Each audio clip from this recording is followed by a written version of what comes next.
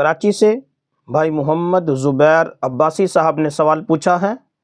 وہ لکھتے ہیں محترم مفتی صاحب، ہم آپ سے جھینگے کے بارے میں پوچھنا چاہتے ہیں کہ جھینگا حلال ہے یا حرام؟ بعض لوگوں سے سنا ہے کہ جھینگا کھانا جائز نہیں ہے، لیکن میں جہاں کام کرتا ہوں وہاں میرے ساتھی لے کر آتے ہیں، لیکن میں نہیں کھاتا، نہ میرا دل کرتا ہے۔ مفتی صاحب، آپ اس حوالے سے کیا فرماتے ہیں کہ جھینگا حلال ہے یا حرام؟ وضاحت فرما دیں۔ محمد زبیر عباسی۔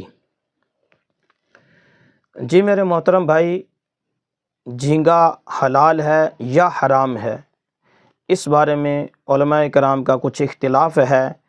اختلاف کی بنیاد یہ بات ہے کہ جھینگا مچھلی ہے یا نہیں ہے۔ جن علماء کے نزدیک جھینگا مچھلی ہے ان کے ہاں کھانا بھی جائز ہوا، اور جو حضرات اس کو مچھلی شمار نہیں کرتے ان کے ہاں کھانا بھی ناجائز ہوا۔ ہماری تحقیق یہ ہے کہ ہمارے حضرات نے لکھا ہے کہ جھینگا مچھلی ہی کی ایک قسم ہے۔ جانوروں کے بارے میں ایک کتاب لکھی گئی جسے حیات الحیوان کہتے ہیں۔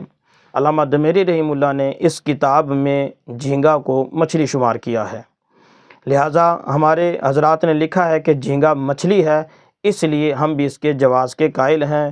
رہی بات یہ کہ آپ کے دوست لے کر آتے ہیں اور آپ کا دل نہیں کرتا تو آپ نہ کھائیں، کوئی کھانا ضروری بھی نہیں۔ ایسا تو نہیں ہے کہ اگر آپ کے سامنے جھینگا لایا جائے اور آپ نہ کھائیں گے تو اسے گناہ گار ہوں گے، ایسی کوئی بات نہیں۔ آپ کا دل نہیں مانتا تو آپ نہ کھائیں، بلکہ اچھا ہے نہیں کھاتے تو، چونکہ ایک مختلف چیز ہے، آپ اس سے بھی بچ جائیں گے۔ لیکن اگر کوئی کھاتا ہے تو شرعاً اسے منع نہیں کیا جائے گا، چونکہ علماء نے اس کے مچھلی ہونے کی تصریح کی ہے کہ یہ مچھلی ہی کی ایک قسم ہے، لہٰذا جو کھا لے وہ جائز ہے، اس کے لیے کوئی منع نہیں۔ جو نہ کھائے یہ زیادہ احتیاط والی بات ہے، اچھی بات ہے۔ تو اور آپ تو یہ کہہ رہے ہیں کہ آپ کے کھانے کا دل بھی نہیں کرتا، تو یہ اس سے بھی اچھا ہے کہ دل بھی نہیں کر رہا، تو اختلاف کی بھی پاسداری ہو جائے گی اور اختلاف سے بھی آپ بچ جائیں گے، لہٰذا نہ کھائیں، چونکہ اس کا کھانا کچھ ضروری بھی نہیں ہے، لہٰذا آپ بچے رہیں، اچھی بات یہی ہے۔